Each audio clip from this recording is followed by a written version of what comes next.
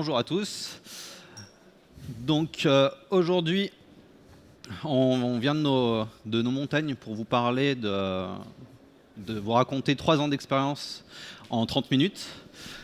Donc Gaëtan, Julien, on travaille pour Solocal. Première chose, on va vous parler en fait de ce qu'on fait. Chez Solocal, on travaille sur le produit Bridge. Qu'est-ce que c'est ce produit? En fait, la promesse de Bridge, ça va être de capter du trafic Internet pour l'amener dans les magasins physiques locaux.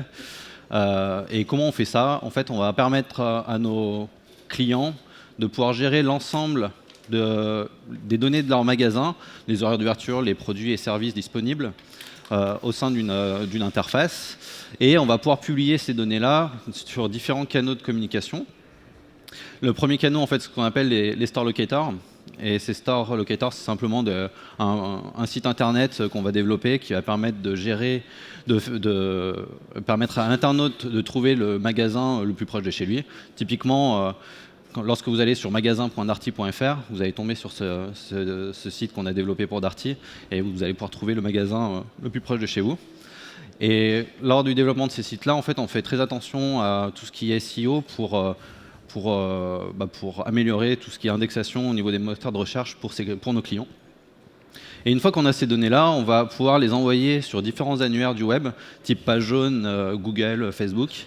Et le gros avantage du produit, c'est de pouvoir, lorsque un gestionnaire de magasin va changer les horaires d'ouverture de son magasin, la modification va être publiée de partout et facilement. Et le dernier la dernière fonctionnalité qu'on a ajoutée, c'est de permettre à ces gestionnaires de magasins de pouvoir gérer facilement une campagne AdWords pour pouvoir attirer encore plus de trafic dans son magasin. Donc au niveau client, on en a maintenant plus de 250. Ça va des plus petits clients d'une dizaine de points de vente jusqu'à des plus gros avec 20 000 points de vente. On a donc pas mal de données et pas mal de trafic qui peuvent arriver, donc ça nous donne un peu du fil à retordre de temps en temps, et c'est cool. Niveau architecture, donc je passe rapidement dessus, mais en gros, ce qu'on a, c'est différentes API qu'on a développées en Node, d'où le titre. Et ces API-là sont packagées dans du Docker, on déploie ça dans Cube, et pour info, elles communiquent via du Rabbit. Donc ça, c'est vraiment du détail. Mais il est temps de revenir un peu en arrière. Et donc on est en 2015. En 2015, la version actuelle du produit, elle commence à donner des signes de faiblesse. Pour info, elle était développée en Ruby. On avait un peu du mal à trouver des gens capables de faire du Ruby. Dans nos montagnes à Chambéry, c'était un peu compliqué. Et donc il a été décidé de repartir sur une feuille blanche et de déployer une nouvelle version. Et vu qu'on partait d'une feuille blanche, on a pu avoir le choix un peu sur les technos qu'on allait utiliser. Et donc on a pu se lâcher et partir sur des technos modernes, bien sûr modernes à l'époque. Et notamment le premier choix qu'on a fait, c'était partir sur du Node.js. Et à l'époque, l'état de l'art niveau Node.js, niveau langage JavaScript, c'était le S6. Donc on est parti sur le S6 directement. Pourquoi on est parti sur du JavaScript? L'une des principales raisons, c'était qu'on voulait avoir le même langage, que ce soit au niveau du back et du front. Donc Node.js permet de faire ça. Et l'autre petit plus, c'est que JavaScript, c'est assez connu, c'est assez simple à prendre en main. Donc du coup, c'est plutôt facile de trouver des gens pour faire du JavaScript plutôt que faire du Ruby, par exemple. Au niveau stockage des données, on est parti sur du Mongo. Là-dessus, ce qui nous intéressait, c'était les performances en lecture de Mongo. Pour utiliser Mongo en Node, en fait, on est parti sur la librairie Mongoose. Là, ce qui nous intéressait avec cette librairie-là, c'était de pouvoir définir des schémas, déclarer des schémas et avoir une validation gratuite de nos documents pour éviter de pourrir notre base de données. Et enfin, le dernier outil qu'on a utilisé, donc pour faire de l'HTTP, serveur REST, etc. On est parti sur de l'Express. Ici, on n'a pas pris de risque. À l'époque, c'était la référence, donc on est parti là-dessus. Donc voilà, un exemple de ce qu'on a utilisé comme technologie. Je vais laisser Gaëtan maintenant parler de ce qu'on a fait à côté. Exactement, parce que tout ça c'était pour faire le code de production, on va dire, mais il y avait aussi un peu d'outillage autour, notamment pour les développeurs, et puis pour une partie assez importante qui est les tests unitaires. Niveau de tests unitaires, à l'époque, il n'y avait pas non plus beaucoup de frameworks. Il y avait Jasmine, qui est quand même assez connu et qui est encore utilisé actuellement. Jasmine, on l'a préféré à d'autres frameworks comme Mocha, où il faut rajouter d'autres librairies. L'avantage de Jasmine, c'est qu'il était complet avec une bonne doc et qu'il avait la partie expectation et la partie mock, enfin, qui était tout intégré dans une seule librairie. Donc c'était quand même assez simple à prendre en main pour les développeurs. Donc on est parti avec Jasmine, et puis comme on avait un projet from scratch, il y en a qui ont fait du TDD, il y en a qui n'ont pas fait de TDD, mais ils ont fait des tests quand même. L'objectif qu'on s'était donné, c'était de dire, on vise une couverture de code 100%. Alors ça peut paraître un objectif assez incroyable, mais finalement on s'y est tenu assez facilement, puisque les gens, tous les développeurs, on était une dizaine de développeurs à l'époque, tout le monde jouait le jeu, et du coup on a réussi à construire les tests en même temps que le code. Deuxième point, c'est JavaScript, c'est un langage qui n'a pas de type, donc on est quand même vachement libre dans ce qu'on peut faire, ce qui amène aussi le vachement libre dans le n'importe quoi qu'on peut faire. On a mis en place un linter. Bon, le choix était assez limité, c'est-à-dire que ESLint, voilà, par défaut, c'est le linter, et je pense que c'est celui que tout le monde utilise quand on fait du JavaScript. Donc on l'a mis en place, on a pris la liste des règles, l'intégrale de la liste des règles, et puis on s'est concerté et on a choisi lesquelles on mettait en erreur, en warning, et surtout on a partagé ça sur toute notre base de code pour avoir quelque chose qui était cohérent entre les différentes API.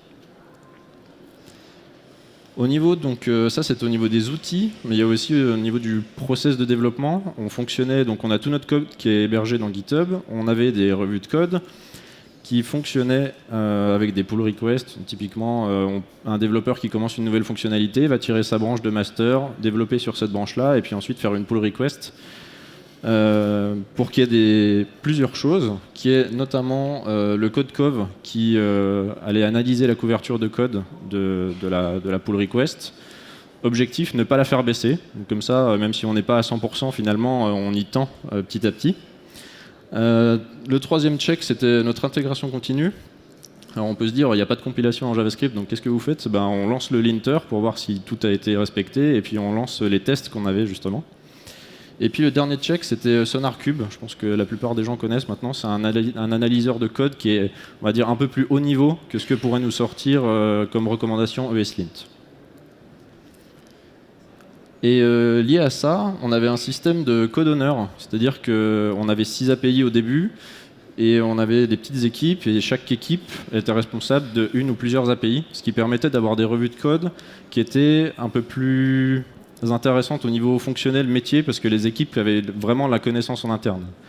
Donc ça permettait d'avoir ce fonctionnement-là, d'avoir forcément un reviewer de l'équipe qui était code owner qui devait approuver la pull request. Et comme on est plutôt fan de Kaamelott, on a des noms d'équipes qui sont les personnages de Kaamelott. Ok, on est en 2000, on a avancé un petit peu dans le planning. La question c'est, est-ce qu'on met en prod ? Est-ce qu'il y en a qui veulent ne pas mettre en prod ? Personne, ok. Parce que sinon on arrêtait le talk et on rentrait, mais comment on met en prod ? On met en prod, on builde pas, on compile pas notre truc à la main et on le déploie pas à la main sur un serveur. On avait Jenkins qui était là pour, avec tous les jobs qui allaient bien, pour justement builder nos images Docker et ensuite aller les déployer dans Kubernetes. J'avais une petite tête, s'il y a des gens qui voulaient répondre non, j'aurais dit pilule bleue, on reste dans le monde fabuleux où tout compilait et tout marchait puisqu'on n'a pas mis en prod, donc on n'a pas de souci. On va plutôt prendre la pilule rouge et on a mis en prod. On est en avril 2016, on a 6 API qui sont en prod, on rentre le premier client et on est hyper content parce que ça marche, donc on est plutôt fiers de ce qu'on a fait jusqu'au moment où le premier bug arrive. Et il arrive très vite. Il arrive très vite, mais bon, on s'est dit, il n'y a pas de problème. On a été malin. Tous les logs de nos API sont agrégés et disponibles dans Kibana. Donc du coup, on ouvre Kibana, on va regarder ce qui se passe. Et ça, c'est notre tête quand on est arrivé dans Kibana. Clairement, c'est sa tête. En fait, on comprend rien du tout. Et on a un peu pleuré. Alors, juste pour info, au niveau des logs, ce qu'on avait utilisé, c'était la librairie Winston. Donc, c'est une simple librairie de logs qui permet d'avoir un logger pouvoir faire du logger.info, .debug, etc. Et le format de sortie, c'était du JSON, facilement indexable, donc ça c'était parfait. Donc là-dessus, on était parti vraiment confiant. Et le problème, c'est que Node, c'est asynchrone et c'est mono-threadé. Ce qui fait que c'est le même thread qui va gérer des requêtes de plusieurs utilisateurs. Et donc, les logs vont être entremêlés dans notre Kibana. Et donc, du coup, pour suivre l'action d'un utilisateur, c'est quand même très compliqué et on n'y arrivait pas, en fait, tout simplement. Et donc, on s'est posé la question, on s'est dit, comment on peut faire pour améliorer ça? Donc, on voulait pouvoir rajouter des attributs au niveau de nos logs pour pouvoir suivre un peu ce qui se passait. Typiquement un identifiant d'utilisateur ou un identifiant de requête, n'importe quoi. Et on s'est posé la question, mais comment on fait ça en Node? On n'a pas de MDC par exemple pour le monde Java. Et bien là-dessus, on a été un peu embêté. On a trouvé comme solution simplement de passer ces attributs à toutes les méthodes dans notre code. Ça ne nous est pas vraiment rêvé, donc on n'a pas fait ça. Une deuxième solution qui a émergé, qu'on n'a pas encore mis en place, c'est de s'appuyer sur la nouvelle API qui est arrivée dans Node, qui s'appelle les async hooks. C'est arrivé en Node 8, mais le problème c'est que c'est toujours expérimental, donc c'est pour ça qu'on était un peu frileux de se lancer là-dedans. On essaiera peut-être pour voir un peu ce qui se passe, mais sinon, en fait, on est embêté. On n'a pas vraiment de solution magique là-dessus. Et comment on a fait pour essayer d'améliorer ça? La première chose, c'était de se concerter, de trouver toutes les infos nécessaires qu'on aurait besoin pour débugger notre prod. Et notamment dedans, tous les identifiants importants. Donc typiquement, on a tout le temps un identifiant de client, on a tout le temps un identifiant de point de vente. Et en plus, ces informations-là, elles sont pratiquement à tous les niveaux dans notre code, donc c'est facile de pouvoir les loguer. Et donc on a défini des conventions pour pouvoir les nommer de la même façon de partout, ce qui permet du coup d'avoir, suivant dans n'importe quelle API, en fait, le même nommage pour ces identifiants-là. Et on a développé une librairie en interne pour nous aider à respecter ces conventions-là. Et notamment aussi de pouvoir gérer la conf au sein d'un seul endroit et donc de la partager au sein de toutes nos API. Donc voilà, ça c'était notre premier bug qui est arrivé, comment on s'en est sorti. Et maintenant, Gaëtan va nous parler de l'histoire de notre premier refactoring. Exactement. Du coup, premier bug où on a réussi à s'en sortir plus ou moins. Premier refactoring, c'est... quand je dis refactoring, en fait, ça va du renommage de variables super simple à une extraction de classe, ou même revoir un peu un bout de code pour intégrer de nouvelles fonctionnalités. On avait ceinture bretelle puisqu'on avait des tests unitaires qui couvraient à peu près tout. Du coup, on se voit mal comment un renommage de variables pourrait poser problème. On avait des PR, des revues de code qui avaient permis de suivre un peu la construction de toutes les fonctionnalités. Et puis on avait l'linter qui était là pour nous dire ça c'est des bad practices, faut pas les utiliser, faites ça plutôt autrement. Donc on était là, c'est bon, tout va bien se passer, aucun problème. Et puis, tout va bien se passer. Ouais, c'est moi, mon premier refactoring. Au début, tout se passe bien, parce que je fais Maj F6 dans mon IDE préféré, WebStorm. Et puis, je renomme une variable ou une fonction. Je lance les tests passent. Je dis OK, c'est cool, tant mieux. Je commit, je push. La PR est validée, je merge, je lance ça sur un environnement de test, et puis quand j'ouvre l'appli, premier call API, il y a tout qui plante. Voilà, donc, ok, super. Et pourquoi ça a planté? En fait, surtout pourquoi ça a planté, c'est parce que ça avait renommé que la moitié des choses. Voilà, on merveilleux du JavaScript. Et surtout, pourquoi on l'avait pas vu avant, quoi. Je veux dire, renommer une variable, ça veut dire qu'il manque il y a une fonction qui est appelée, qui n'existe plus, ou ce genre de choses. Nos tests avec notre couverture, forcément, on devait passer dedans, quoi. Et du coup, la raison principale de pourquoi c'est passé jusqu'à l'environnement de test et pourquoi la boucle de feedback n'a pas été plus rapide, c'est qu'effectivement, l'écriture de nos tests était peut-être pas forcément optimale. Donc je vais donner quelques infos sur nos tests. On utilisait ProxyQuire, je ne sais pas si dans la salle il y en a qui connaissent. Dès qu'on fait un require dans le code, le plus simple c'est de prendre un bout de code. Ok, ça prend rien du tout, parfait. On a un bout de code du coup.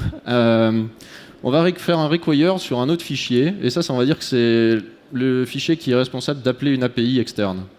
Et puis là, dans ce bout de code source là, on va définir notre service, catégorie service. Il a une fonction find et tout ce qu'il fait c'est appeler l'API via la fonction find on server. On exporte notre service, on est content, tout va bien, les sources, c'est assez simple à comprendre. Et puis ça, c'était un extract des tests associés.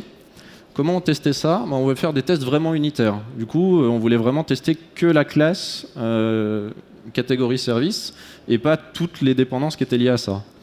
Donc comme on avait un require dans notre code, on s'est dit on va utiliser la librairie proxyquire pour injecter un mock à la place de ce require.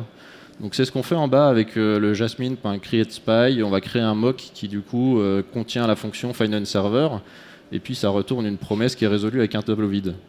On utilise proxyquire pour lui dire dès que tu vois require de ce truc-là, tu utilises mon mock et pas la vraie classe. Et puis on lance notre service. Le seul détail de tout ça, c'est que si je renomme la fonction findOnServer dans mon catégorie API, je n'ai pas besoin de toucher mon catégorie service, j'ai pas besoin de toucher mon test, et la fonction findOnServer, elle existe encore dans mon mock, donc mon test de catégorie service va continuer à passer. Et c'est là où en fait on avait des problèmes, c'est qu'on avait tellement moqué de choses qu'on avait perdu ce lien entre les différents fichiers. Alors qu'est-ce qu'on a fait pour corriger ça? Au lieu de penser unitaire, on a essayé de penser un peu plus gros en se disant on va arrêter de moquer toutes les dépendances, on va prendre notre classe catégorie service, notre classe catégorie API, et ce qu'on va moquer en fait c'est ce qu'il y a derrière. C'est-à-dire que tous les appels HTTP, c'est là où on va moquer, on va les écouter et envoyer une réponse, ce qui va nous permettre de tester à la fois le catégorie service qui est ici et le catégorie API qui est là. Les deux ensemble. Et puis, en plus, ça fait quand même vachement moins de tests à écrire parce qu'on va pouvoir tester les deux classes en une. Et ça correspond un peu plus au scénario de la réalité. Et là où dans d'autres langages ou dans d'autres projets, ça aurait pu être un peu plus compliqué parce qu'il aurait fallu des librairies de tests d'intégration qui mettaient longtemps à se lancer et à jouer chaque test, avec le JavaScript, on n'était pas embêté. Donc on l'a fait avec Jasmine, et puis après on a migré à Jest. Je pense Jest, il y en a un certain nombre de vous qui connaissent, surtout les développeurs React. Pourquoi on a migré à Jest? Pour trois choses. Le premier, c'est le snapshot testing. Alors vous allez me dire, ouais, mais c'est pour le front. En fait, pas forcément. On peut aussi dire, tu vas me faire un snapshot de cet objet-là, et cet objet-là, c'est l'entrée ou la sortie de mon service. Et du coup, on peut avoir des tests qui vont vérifier plein de choses assez facilement. La deuxième chose, c'est que Jest, il était un peu plus malin que Jasmine sur tout ce qui était watch et options, c'est-à-dire le ---- only change, qui va lancer les tests que des fichiers qui ont été modifiés et qui n'ont pas encore été committés. Donc au lieu de se retrouver avec 1200 tests qui sont joués à chaque fois, on en avait une cinquantaine, en combinaison avec le mode watch, avec que les tails, les fails. Et puis le dernier truc, c'était les parallel workers, c'est-à-dire qu'il utilise le nombre de cœurs de la machine -1, et il va pouvoir exécuter les tests en parallèle. Donc on gagne un petit peu. Je ne vais pas vous dire qu'on divise le temps de run des tests par 3, mais on y a gagné quand même un petit peu, et c'est toujours bon à prendre. On avance dans le temps, on se retrouve en février 2018, donc là on a fait un petit bond dans le temps, ça a pris du temps quand même de repasser sur les API et de mettre à jour les tests. Et février 2018, on a 12 API, et là il y a quelqu'un qui dit il faudrait peut-être commencer à regarder TypeScript, parce qu'à l'époque tout le monde en parlait, tout le monde en parle encore. Et bon, TypeScript, je pense que tout le monde connaît maintenant, un superset de JavaScript. Je ne vais pas revenir sur toutes les possibilités, je vais juste revenir sur qu'est-ce que ça nous a apporté immédiatement. En fait, ça nous a apporté du feedback immédiat, c'est-à-dire que le renommage de fonctions qui ne marchait plus, maintenant il marchait parce que l'IDE est capable de faire les liens entre les fichiers correctement. Du feedback sur l'utilisation des librairies, c'est-à-dire montée de version, puis on se rend compte qu'il y a des fonctions qui étaient dépréciées, et puis le développeur n'avait pas forcément envie de lire toute la release note de la librairie externe. Donc là, on l'a directement dans l'IDE avec TypeScript. Et puis pour nos tests, c'est-à-dire que les tests ils sont aussi en TypeScript, et du coup ils héritent des types de la partie code de prod. Et du coup, j'avais plus d'erreurs de Jasmine qui moque des choses qui n'existent pas dans la vraie classe. IntelliSense améliorée forcément, et les refactoring, les MageF6 et autres raccourcis qui fonctionnent correctement. On n'est plus en train de se dire oh mon dieu, je vais faire un commande MageR parce que finalement il faut que je les remplace tous à la main en espérant que j'en ai pas oublié, quoi. Et puis ce qui est bien, c'est que comme c'est un superset de JavaScript, ça nous a permis de passer petit à petit à TypeScript, c'est-à-dire qu'on avait des librairies qui étaient des librairies communes qui avaient été écrites en JavaScript, mais on a pu les utiliser dans notre API TypeScript. Donc on n'a pas eu à un moment de dire faut tout casser pour tout réécrire en Kotlin par exemple. Bon, c'est vrai que il y a un truc que certains ont un peu tendance à oublier, c'est que TypeScript, sur une librairie JavaScript, au mieux, il nous propose les noms des fonctions, mais après, on n'a plus plus de contrôle, donc il faut faire attention. Ce qui m'amène à cette très jolie citation. Voilà, avoir des types, c'est bien, avoir des types justes, c'est encore mieux.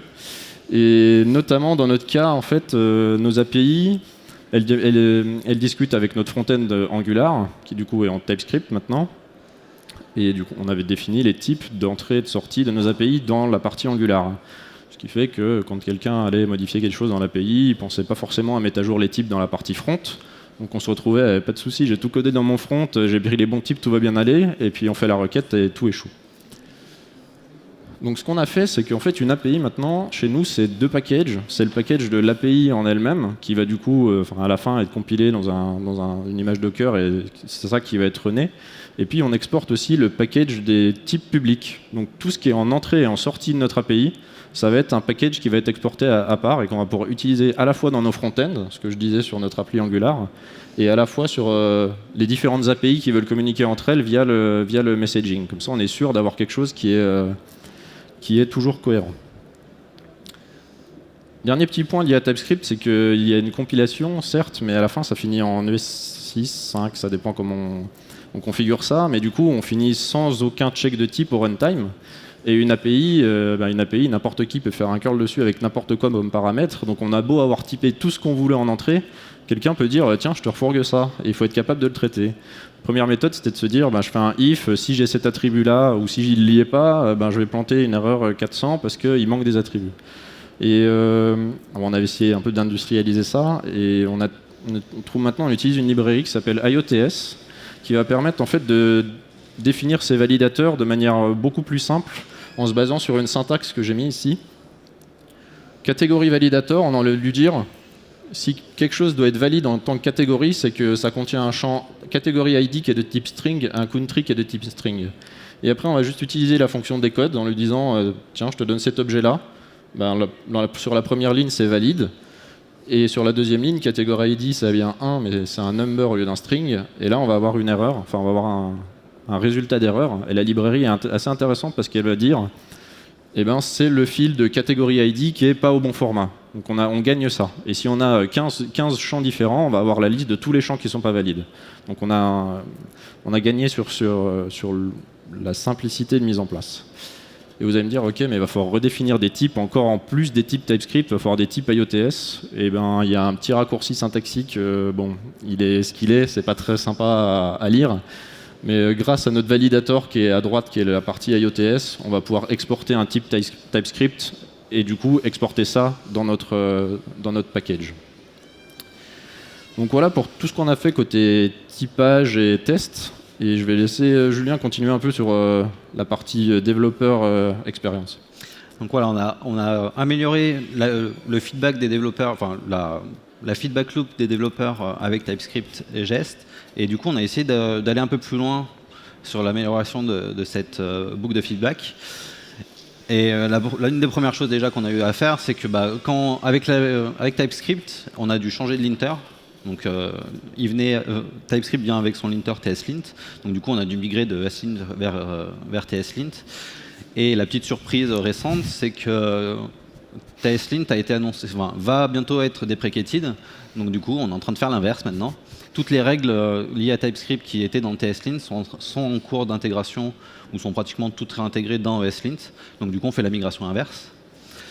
Et en plus de ce linter-là, on en a découvert d'autres, notamment celui qui s'appelle commitlint. Celui-ci, comme son nom l'indique, il va aller s'occuper de regarder tout ce qui est message de commit, tout simplement. Et donc on va pouvoir définir un set de rules, de règles, pour pouvoir avoir un format de commit cohérent au sein du projet. Vous allez me dire à quoi ça sert. La première raison, je dirais, c'est pour avoir un historique propre. Et ça fait plaisir à mon côté maniaque. Psychorigide, diraient certains. Mais surtout, en fait, ça va faciliter la partie génération automatique d'une release note. Donc avec des commits qui sont toujours au même format, on va pouvoir générer automatiquement une release note pour nos projets API, nos librairies. Donc ça, c'était plutôt intéressant. Release note et aussi montée de version automatique. C'est-à-dire que si on a breaking change qui apparaît dans un commit, il va nous dire c'est une majeure et il fera le bump automatiquement. Exactement. En plus donc, de ces linters-là, on a découvert Prettier. Et Prettier, c'est plutôt cool. Prettier, ça sert à quoi? Ça sert à régler les querelles de clochers entre développeurs pour savoir s'il faut mettre des tabulations ou des espaces. C'est en fait un formateur, tout simplement. C'est lui qui va s'occuper de formater tout notre code au sein de notre projet. Et c'est très pratique. Du coup, depuis qu'on a découvert ça, en fait, on le met partout et c'est très difficile de revenir en arrière. L'avantage, c'est que les règles de formatage sont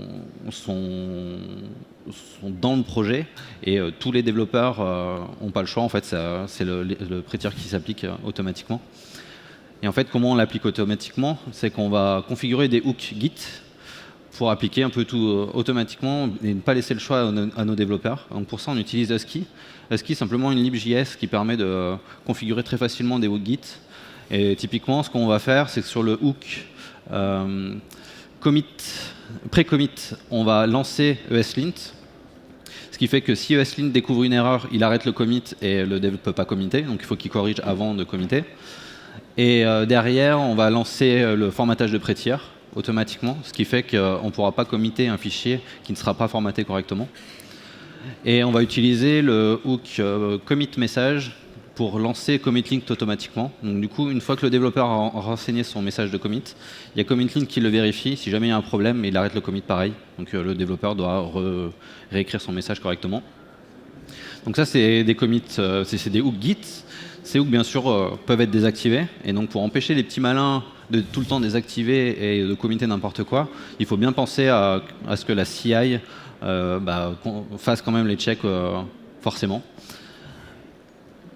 Et donc ça, c'était tout ce qu'on a pu améliorer au niveau du dev. On a pu essayer derrière d'améliorer encore quelques points au niveau de notre build et notre run, et notamment au niveau des images Docker. Donc comme on dit, on déploie tout dans du Docker. Et au départ, nos images, elles ressemblaient à ça, donc le Dockerfile pour construire l'image. Donc c'est assez simple, ça marchait. Le souci, c'est que c'était un peu gros. Le résultat était assez énorme. Et donc c'était long à envoyer sur le registry, c'était long à récupérer. Et donc on essaie de regarder un peu ce qui se passait. Et un des points aussi qui était un peu pénible, c'est qu'à chaque Docker build, on va télécharger toutes les dépendances, donc ça prenait du temps. Et donc c'était long. Et donc régulièrement, on arrivait à ce qu'on pouvait connaître avant ma période en informatique, donc les histoires de compilation. Et donc on a essayé d'améliorer ça. Et comment on a pu améliorer ça? On allait au baby pendant ce temps-là. Oui, c'est vrai. Ouais, et comment on a amélioré ça? En fait, on s'appuyait sur les multistage builds de Docker, donc ça arrivait il y a quelques temps maintenant. Et l'idée ici, derrière cette fonctionnalité-là, c'est de définir plusieurs images au sein du même Dockerfile et de pouvoir copier des fichiers d'une image à l'autre.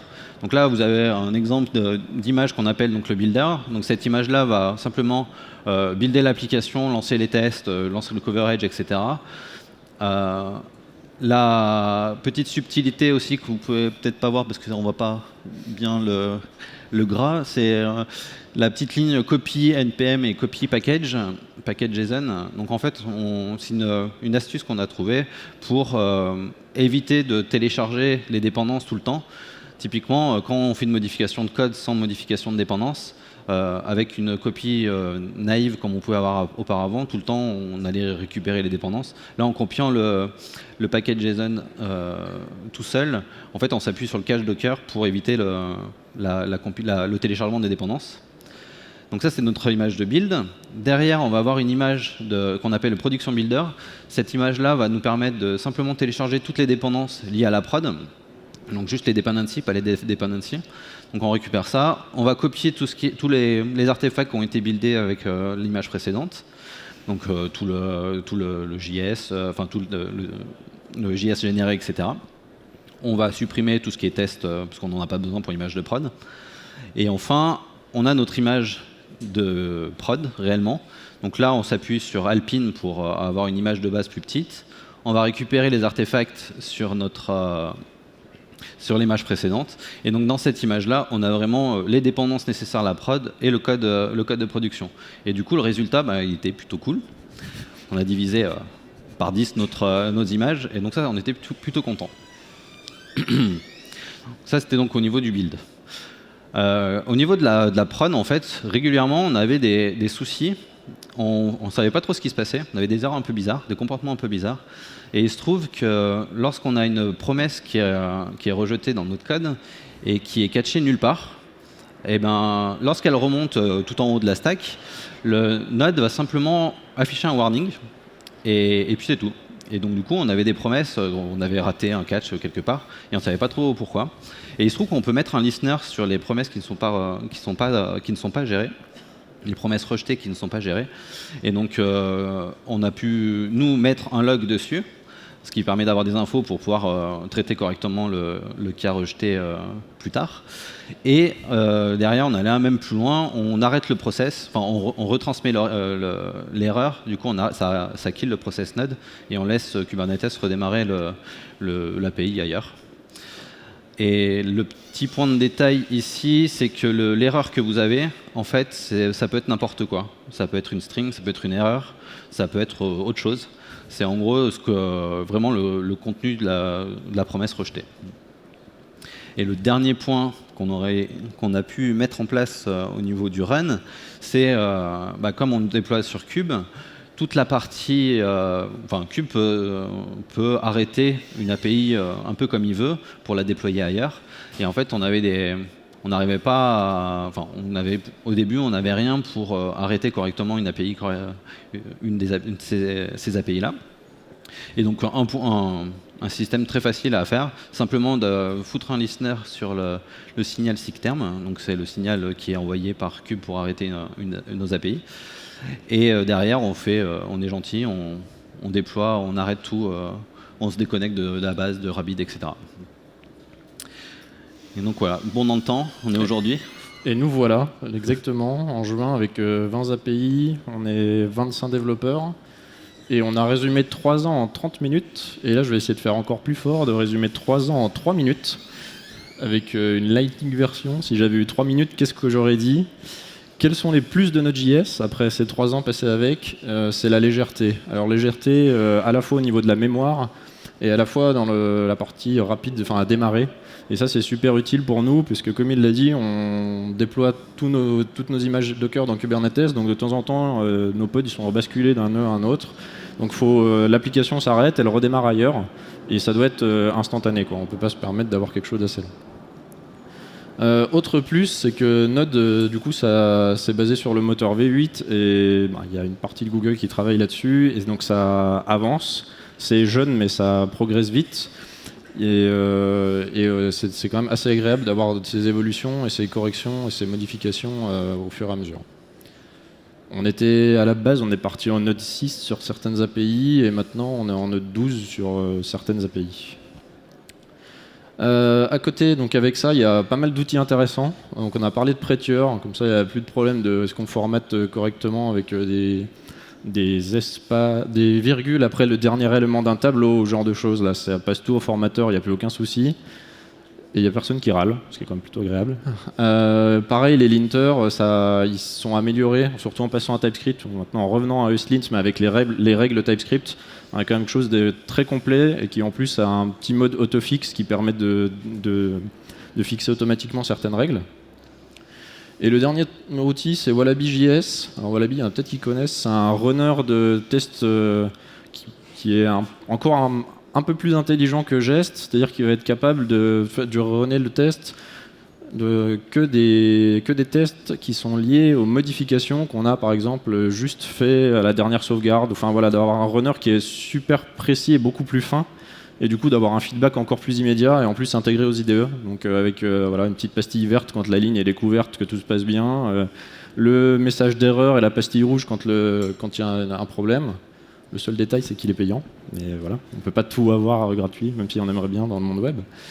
Les moins, le premier c'est un moins, maintenant on a la parade, c'est-à-dire qu'on s'était lancé là-dedans en JavaScript en ES6, bon déjà à l'époque on était moderne en ES6, Maintenant, ce qu'on conseillerait, c'est que s'il faut se lancer dans une grosse appli, partez directement avec du TypeScript, vous ne posez même plus la question. Si vous voulez faire un tout petit POC et le mettre à la poubelle après, faites de l'ES6 si ça vous fait plaisir, mais si vous avez un gros projet où vous savez qu'il va y avoir plusieurs interactions entre des API, des fronts, et que ça va durer un certain temps, partez sur du TypeScript, surtout que TypeScript il évolue, mais pour l'instant il y a une release tous les 2 mois qui vont passer à une release tous les 3 mois, le langage évolue pas mal, et surtout ils font des efforts sur tout ce qui est performance, donc l'argument de ça prend du temps de compilation est de moins en moins vrai, et surtout ça évite de partir sur l'environnement de test avec quelque chose qui est juste une fonction qui n'existe pas, quoi. Alors le point sur l'écosystème amateur, peut-être qu'il y en a qui vont râler quand je vais dire ça. Sur les logs, on a vu qu'il y avait Winston, qui est une librairie connue. Elle sort du JSON, mais en fait, il l'a dit, nous on s'attendait à peut-être avoir des librairies un peu plus complètes, parce que tous les problèmes qu'on a pu avoir, c'est des problèmes qui ont déjà existé dans d'autres langages ou dans d'autres frameworks et qui ont déjà été résolus. Et du coup, on se dit peut-être qu'il y aurait, il y a des choses qui auraient pu être améliorées sur ce truc-là. Doc API aussi, pour l'instant, on n'a pas trouvé notre bonheur dans ce qui existe sur le marché, et on se dit que c'est quand même bizarre parce que quand même pas mal de monde qui doit faire, j'espère, de la doc de leur API. Et la gestion des dépendances, alors la gestion des dépendances, il y a 2 choses qu'on peut critiquer. Le fait qu'on a un autre module qui fait la taille à peu près du monde entier, qu'il faut le récupérer. On est passé à Yarn. Au début on avait NPM, on est passé à Yarn, c'est pas mal. Et surtout, ce qui est un peu embêtant, c'est les montées de version qui sont semver, mais pas trop quand même, quoi.